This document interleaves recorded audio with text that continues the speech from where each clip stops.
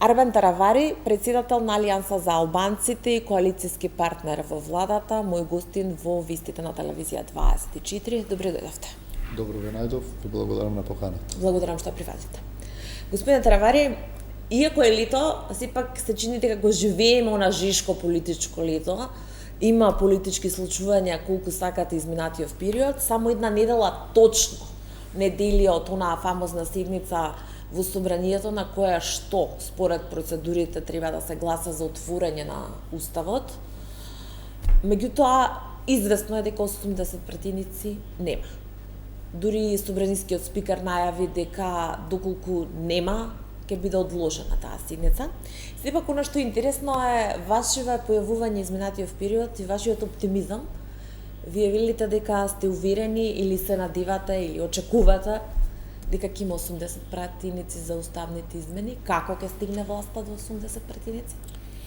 Не велам дека сигурно ќе се стигне, очигледно дека нема 80, да имаше 80 ќе се изгласаше уште пред еден месец или пред 2 месеца. Пред една година. Меѓутоа постои оптимизам, тоа секој нормален човек би требало да биде оптимист, затоа што е многу важен, многу се важни уставните промени. Нели тоа е услов за Македонија да ги започне преговорите со Европската унија и секој нормален човек кој што живее во оваа држава би посакал да ги започнеме уставните, да ги поминеме уставните и започнеме со преговори. Знаете, резервната варијанта или другата опција има две патишта, да се случат уставни промени и да започнеме, или другото е да останеме Албанија да се одели, веќе има такви сигнали дека има шанси Албанија да се одели од Македонија, да ги започне преговорите. Ние би останале со Косово и Босна и Херцеговина во пакет за не знам кога. Ја често го повторувам тоа, бидејќи сакам тоа да стигне до секој граѓанин. Да не ни се случи 2008 Букурешт. И тогаш бевме оптимисти, и тогаш се велеше нели Хрватска и Албанија станаа дел од НАТО, ние се вративме од Букурешт со најава за предвремени избори и дека многу скоро тоа ќе се случи. Меѓутоа ни требаше уште 10 години. Оставете што ни треба уште 10 години за да бидеме членка на НАТО, туку компромисот беше многу потежок. Знаете, тогаш предлозите беа да се употреби друго име, значи Република Македонија, Скопје или Северна Македонија, меѓутоа само за надворешна употреба. Ерга умнес не беше во употреба. А сега веќе и за внатрешна употреба, и тоа е ризикот кој што постои ако ние одиме на избори веднаш и после тоа се обидуваме да направиме нова рамка, а рамката за да се промени треба да изгласаат сите држави на Европската унија. Господине Таравари, сепак Македонија веќе направи еден сериозен компромис, еден многу горчлив, страшен компромис, го промени името за домашна употреба во 21 век и од сите европски челници, дел се уште активни, дел во политичка пензија, ни беше кажано дека само уште ова и вие веќе со ова ги отварате преговорите со Европската унија. Сега повторно се вара нешто ново. Токму така сега видите, јас во повеќе работи не се согласувам со тоа што се случува. Ја не се согласувам. Например, мислам и во јули беше минатата година кога се изгласа во парламентот предлогот, францускиот предлог. Ја тогаш кажав дека бевме во опозиција, меѓутоа кажуваме дека не е инклузивен и транспарентен. Можеби тогаш ќе беше многу подобро да беа вклучени и ВМРО, ДПМН и тогаш ќе превениравме да дојдеме во ваква ситуација. И тоа јас не го кријам и стојам за тоа дека секогаш кога се носат вакви важни одлуки, што поширок е кругот на луѓе кои што одлучуваат, што повеќе луѓе се во тој тим, толку подобри предлози може да стигнат. Меѓутоа, тоа помина сега, за жал лошо, меѓутоа тоа е.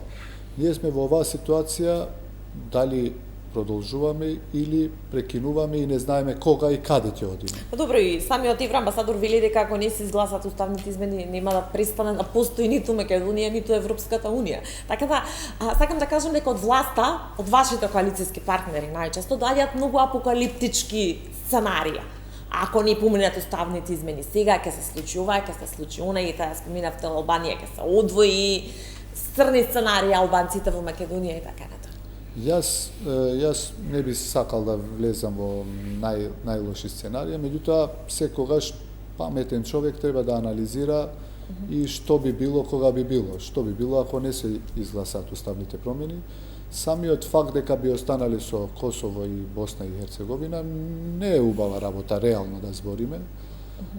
Дали ќе има подобра понуда, и тоа не знам. Кога би знаеле дека би имало многу подобра понуда, тогаш е окей.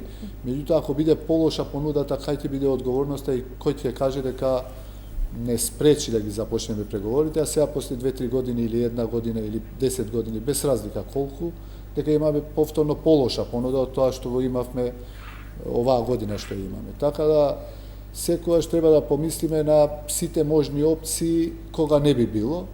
Затоа совесни луѓе, совесни политичари во овој момент треба трезвено да размислуваат и да донесат најдобри можни одлуки, а не велам, компромисите секогаш се болни за сите страни, меѓутоа анализирајте малце пошироко кој се радува ако не се случуваат уставните промени. Во Македонија ВМРО нормално, бидејќи тие добро стојат на анкетите, ако има предвремени избори би победиле, така барем покажуваат анкетите. Меѓутоа гледајте во соседството, ако ги следите медиумите во Бугарија, и тие се радуваат, посебно тие екстремни партии, и некако навивачки се однесуваат дека нема овде да се случат сигурно уставните промени, и тие се комплетно радосни за тоа. Ако се повикуваме и ако ги анализираме, ја мислам дека сите политичари во Македонија, барем тие што ги сметам за посериозни, треба внимателно да донесат одлуки, а било што да биде, нема да биде смак на светот, животот ќе се продолжи, меѓутоа дефинитивно сами, без некаква акцелерација, без некаква фасилитација од надвор, 30 години не функционираме. Се менуваа различни премиери и партии, различни гарнитури, различни комбинации, меѓутоа не успеваме некако сами да се снајдеме. Ако има некој или ако знае некој друга опција, освен ова, се започне преговори со Европска унија, и треба јавно да каже тоа. Имаме варијанта Б, која што е ова и ова, или имаме варијанта С, која што е малце поинаква, и ќе можеме да си функционираме уште подобро. Да ве слуша, некој ќе рече настапувате во име на опозицијата, во однос на критиките? Не, јас секогаш тоа што не било добро. А некако власта ми беше поинтата. Ние сме дел од власта, меѓутоа внатре во власта сме како опозиција и не го криеме тоа. Сепак, ни Христијан Мицковски не вели дека тој никогаш и неговата партија нема да гласа за уставни измени, дури во неколку наврати поединци политичари кажуваат дека нема никаков проблем однесувањето на бугарите во уставот, туку имаат проблем со начинот како сето тоа е сервирано и што ќе следи потоа. Самиот Христијан Мицковски вели, избори на кои што ние, односно ВМРО ДПМН, го цитирам, ќе кажеме став и решение како ќе го решиме проблемот со уставните измени. Во ред, ја немам сомнеш дека ВМРО е проевропска партија, дека се државотворна и сериозна партија, меѓутоа треба во неколку црти да каже што би направил. Ете, и сега да каже пред електоратот, пред граѓаните, да биде посериозен што е неговиот предлог.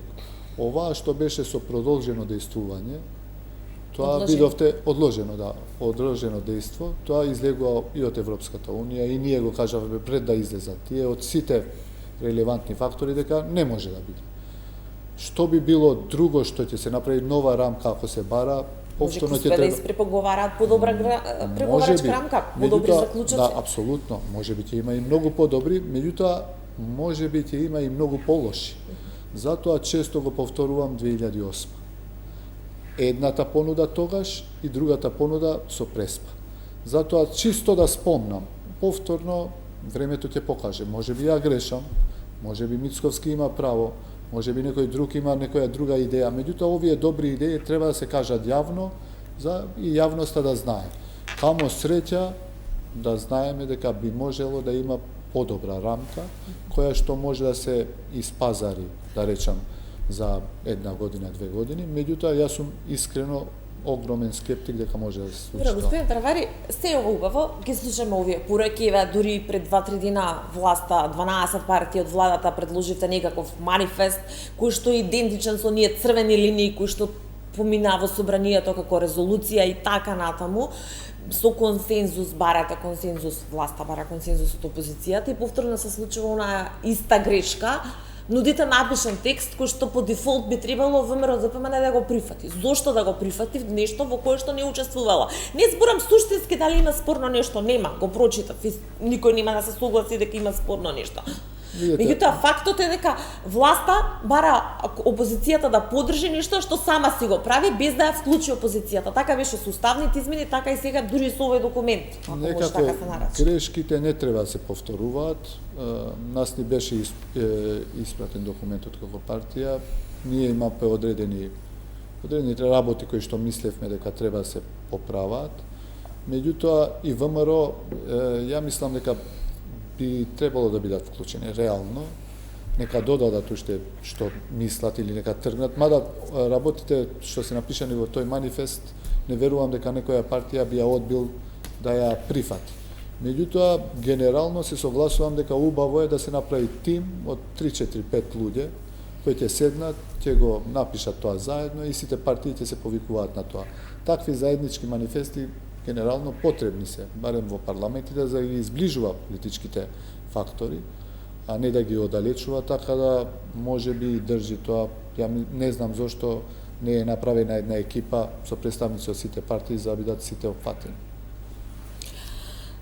И како сега ќе стигне власта до 80 пратеници, бидејќи по сите овие пораки кои што со месеци стигнуваат и од високи функционери кои што беа во држава, високи дипломати и така натаму, ВМРО-ДПМН ја вели не за уставните измени. Видете, пред колку месеци, пол 2 месеци, имаше некаква надеж кога се видува Мицковски и Ковачевски. Ја мислам тоа беше добар почеток кој што можеше да направи една општествена и политичка кохезија за на крај да ги започнеме преговорите. Таа е целта. Меѓутоа некако лошо се изменаџира тоа. Мислам дека и од двете партии, реално македонски партии, кај албанските партии барем тука нема дилеми. Требаше некако по-елегантно тоа да се изменаџира за да се помине тој јас меѓу нив. Јас велам дека секогаш може повторно да се даде уште малку енергија и да се обиде евентуално да се изнајде некакво заедничко решение со кое што би излегли од овој ќорсо, како да речам, некако да се најде решение со кое што би ВМРО би прифатило да ги изгласа уставните промени. Гледате пораките кои што стигнуваат јавно од повеќе челници на повеќе европски држави и од САД, е дека убаво и добро е сега да го направиме ова, да не доцнеме. Видите, знаете како Европската Унија до пред 2 години беше елитарно друштво во кое што можеш, но и не мораш да бидеш, добро е да бидеш. Меѓутоа, и ако не бидеш, не е нешто трагично. Меѓутоа, после руската инвазија во Украина, веќе работите се сменија.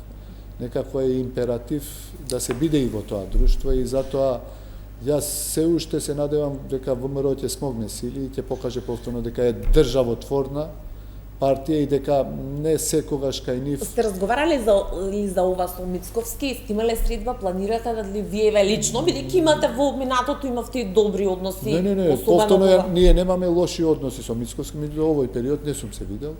Меѓутоа постојат луѓе од ВМРО со кои што редовно комуницираме и таму постојат луѓе кои што се против гласањето на уставните промени.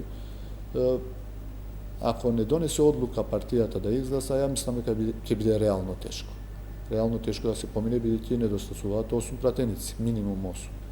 Така да Значи, според вас не може да се случи на реприза на сценариото од преспа луѓе, од притвори носени на гласа. Во Македонија се е можно. Ја не знам, сега не сакам да влезам во конспирации, ја немам докази или немам информации дека постојат толку и толку пратеници кои што би изгласале, мада знам луѓе од ВМРО кои што мислат малце поинаку од тоа што јавно го кажуваат по емисии, по пресконференции. Има и такви луѓе кои што мислат дека за доброто на општеството, на граѓаните е добро да се случат тие уставни промени и да се започне со преговорите. Дуи, министрите на ДУИ понудија условени уставки, според информациите на телевизија 24, такво нешто во наредниот период ќе се случи со 5 министри од СДСМ, бидејќи толку му беше понудено на Мицковски, на онаа средба Ковачевски му понуди 5 министерски места за таа широка влада со условени уставки. Вие добивте повик од лидерот на ДУИ и вие исто да постапите. Ја одбивте таа покана. Се видовте со Али Ахмети во неделата, бевте на една манифестација заедно. Мислам дека беше средби на Горна река. Да.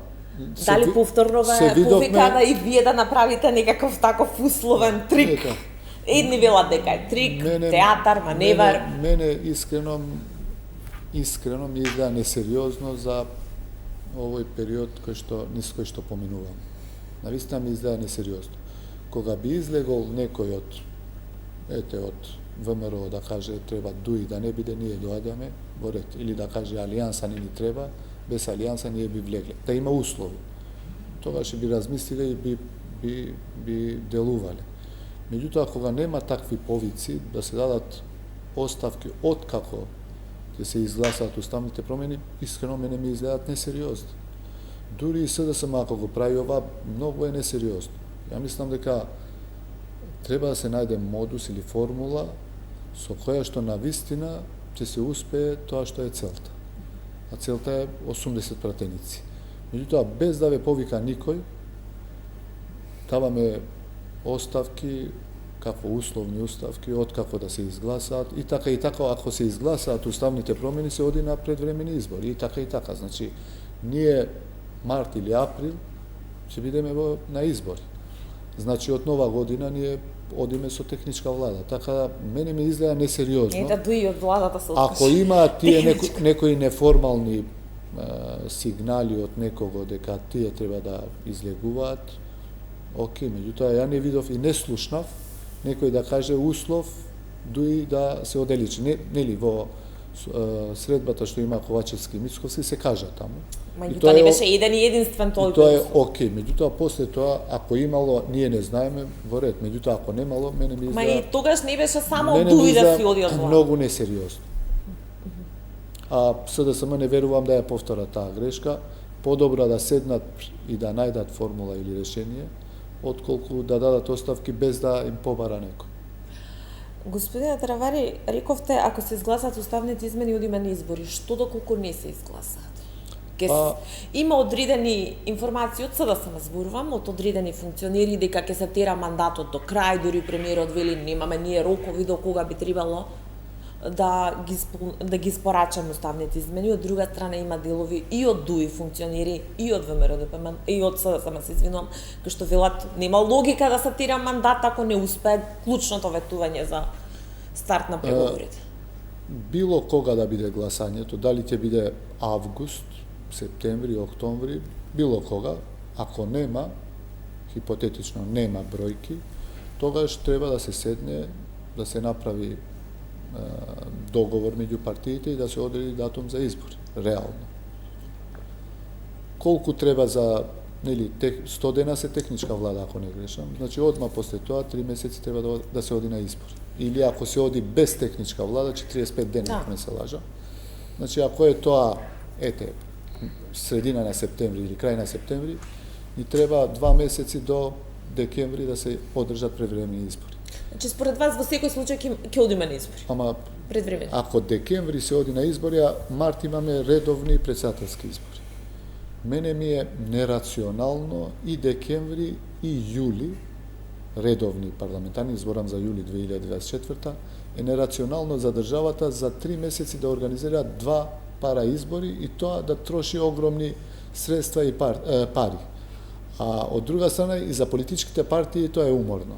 Значи да имаш 2 избори за 3 месеци, тоа е неиздржливо и за политичките партии. Затоа најдобро би било не декември 2023, ако не се изгласаат, ако се изгласаат тогаш нормално, и ниту редовни парламентарни после председателските. Рационално би било втор круг на председателски избори да има и и парламентарни избори, меѓутоа повторно за тоа треба еден поширок консензус, нели секогаш кога се одело на избори имало одлука од поширок круг на политички партии. Колку според вас е изводливо некоја широка влада пост избори да ги решава уставните измени, отколку пред избори? Да. И тоа е опција која што гледам се повеќе се разговара меѓу луѓето, и тоа е опција која што не треба да се исфрли. Ние уште минатата година како Алијанса за албанците излеговме со предлог за експертска влада која што ова е пред да дојде францускиот предлог. Кажавме ајде да направиме за една година непартиска влада. Нека се најдат експерти од сите политички партии, нека изнајдат решение, после тоа нека се случат уставните промени и одиме на избори редовни, кај што секоја партија ќе си добие легитимитет од граѓаните. Меѓутоа, ако се изнајде такво решение, има некаква гаранција дека одма после избори може да се направи влада во која што ќе се истераат сите овие работи. Оти не е само уставните промени, после тоа ќе има и повеќе работи кај што ќе треба кај што треба двотретинско мнозинство. Хрватска и Словенија направија убаво во тој период што беа се со европско знаме, без да се злоупотреби европското знаме, се изгласа. Што не е случај кај нас? Кај нас знае да се злоупотребува, меѓутоа кај нив не се злоупотреби и кај нас ако се даде збор дека само за европски закони сите би гласале без разлика кој победува, мислам дека е рационална и добра опција за која што и треба да се разговара. Господине Таравари, од ова столче пред точно 2 недели Изет Меджити, најверојатно новиот лидер на демократското движење, бидејќи се уште формално не е избран за лидер, ве повика да се приклучите кон опозицијскиот фронт. Што ние секогаш сме кажале дека комуницираме со сите политички партии. Нормално како политичка партија сме биле тие кои што се очекува да ја направи промената кај албанците. Ние имаме релативно добри релации со Изет Меджити, меѓутоа овие работи не се прават од студио телевизија, ниту од говорница од парламент, ниту од пресконференција. Па исто Ахмети ве повика да излизате од влада, Меджити ве повика да влизате во фронт. Ако се прави така, тоа е несериозно. Ние сме веќе сериозна партија. Знаете, кај албанскиот блок веќе има многу партии.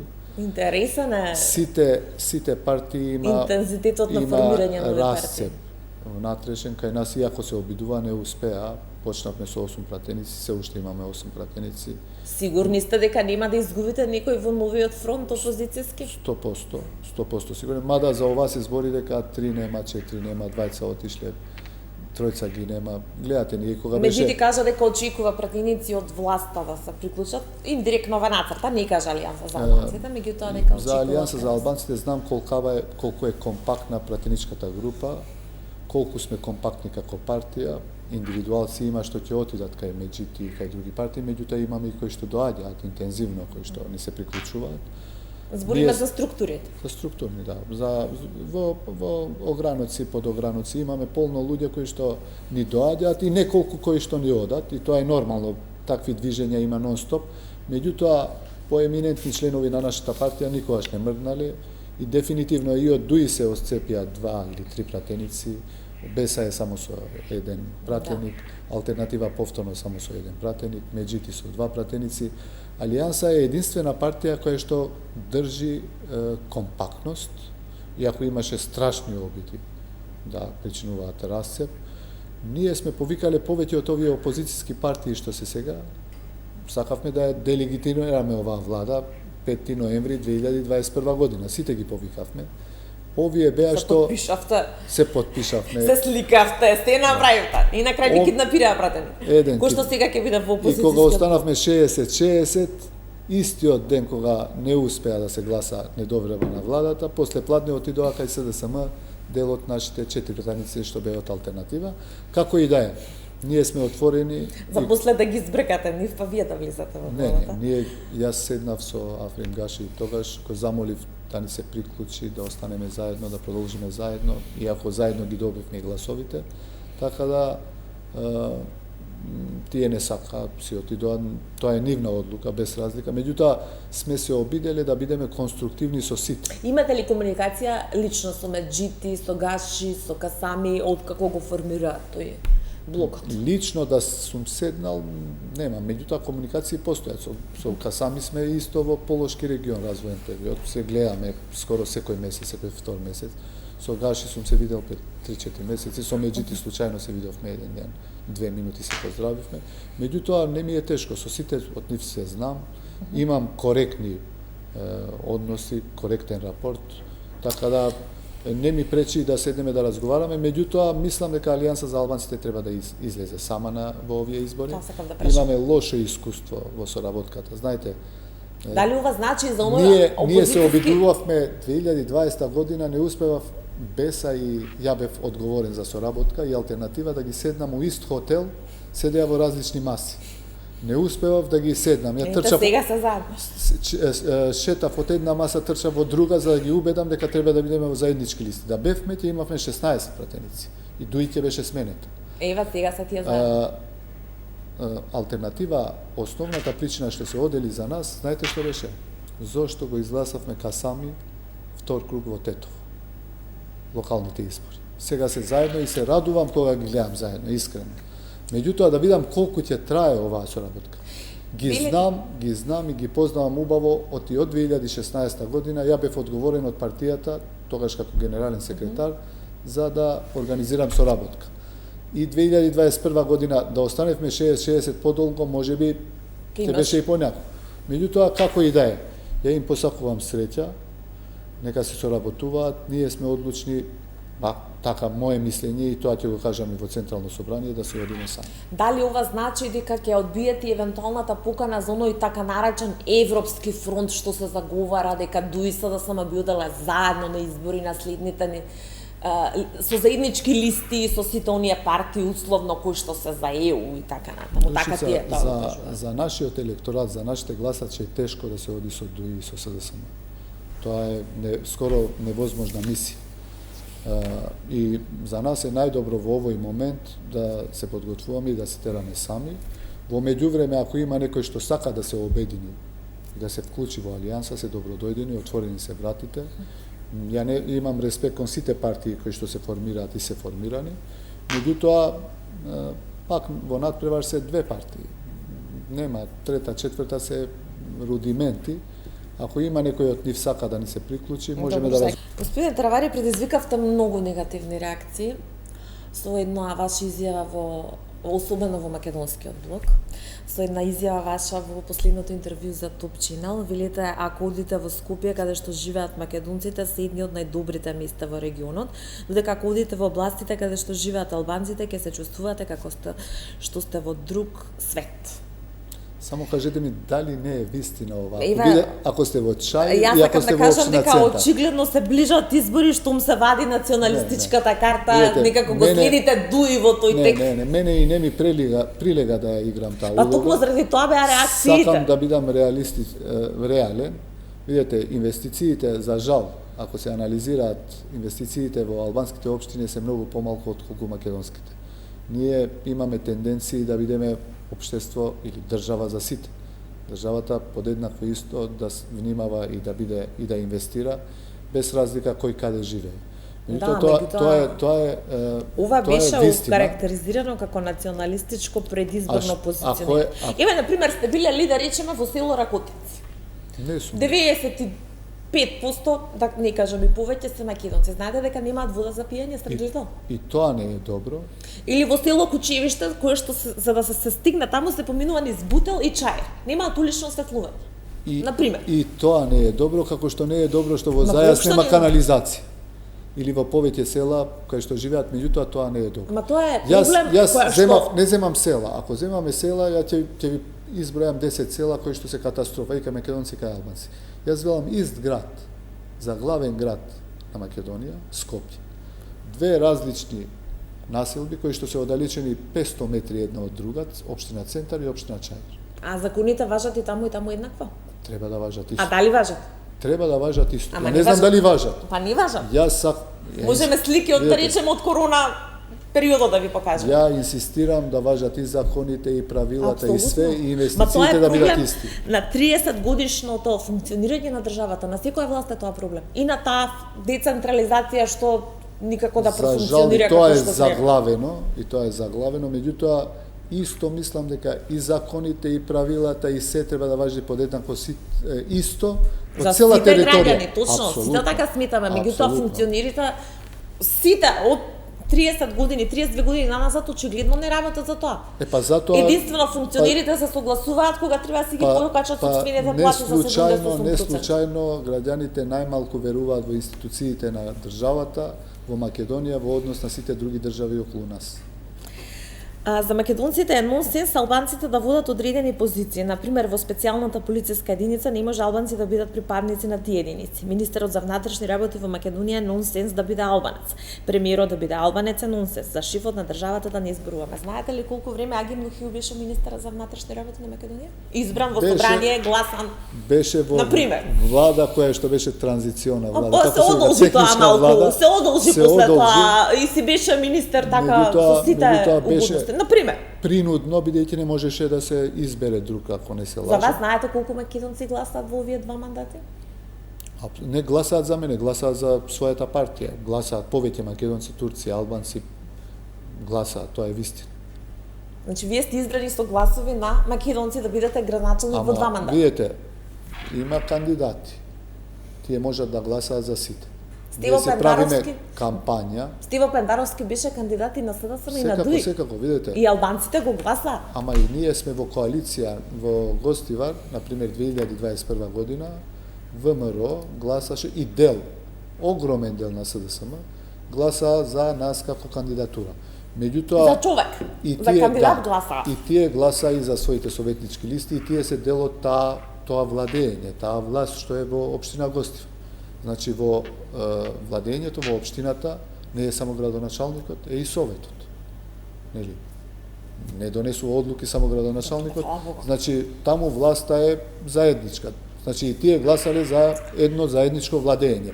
И нема ништо лошо како што повеќе албанци во повеќе други општини кај што нема шанси албанец да победи, гласаат за некој од подобрите кандидати кои што се од македонска националност. Сакам да кажам дека го помина тој Македонија ја помина таа бариера. Душица, нема...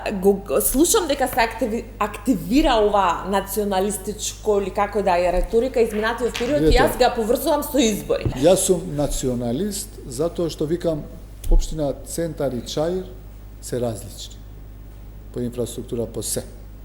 Јас сум националист затоа што велам дека по што правил градоначалникот на Чаир само малку.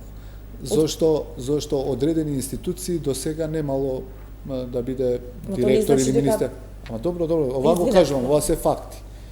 И ако се ова, или некој ми вика Таравари е националист затоа што бара 20% да се тргне од употребата на албанскиот јазик. Ако се овие фактите за кои што зборам, ова ме прави национализам, во ред сме.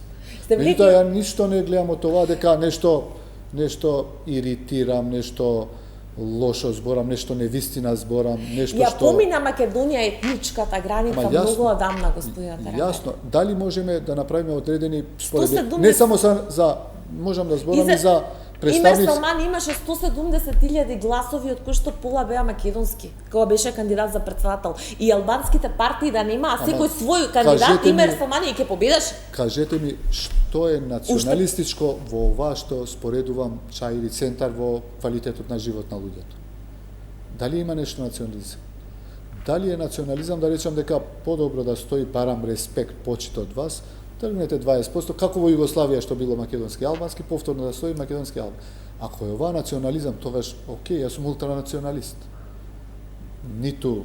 А националистички, ако бараме законите да важат исто и во Центар и во Чаир? Го поддржувам тоа. Го поддржувам и тоа силно го поддржувам. Заборавив за 20% ме подсетивте. Бевте гласни за тоа, секогаш ви било барање, меѓутоа сега ќе ги гласате уставните амандмани без тоа, така?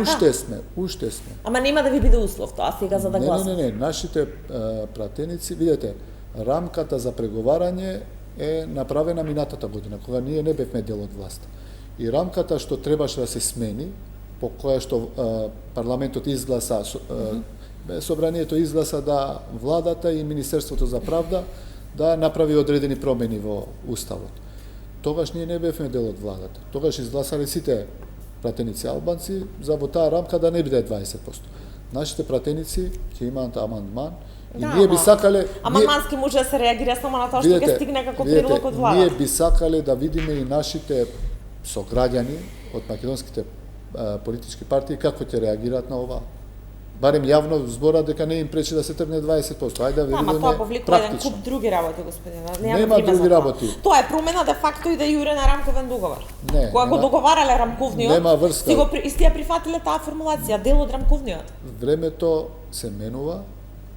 Не, јас не имам дека имам нешто против. Дај да го смениме рамковниот. Уставот не е ниту Библија, ниту Куран. Кај нас особено не, пошто на секој 6 месеци се менува. Јас сум кажал и порано, ние ако сакаме да одиме напред за одредени работи да ги тргнеме, дури треба да размислиме тоа што го кажа председателот и многу ми остави добар впечаток. Не е лошо и да размислуваме долгорочно за нов устав. За граѓански. Тоа е дел од експертите по уставно право, бидејќи нашиот очигледно има тогаш кога се правел. Ни прави и не отвара проблеми да се занимаваме едни со други. А и премногу често го менуваме и само дополнително го оптоваруваме, немаме многу време.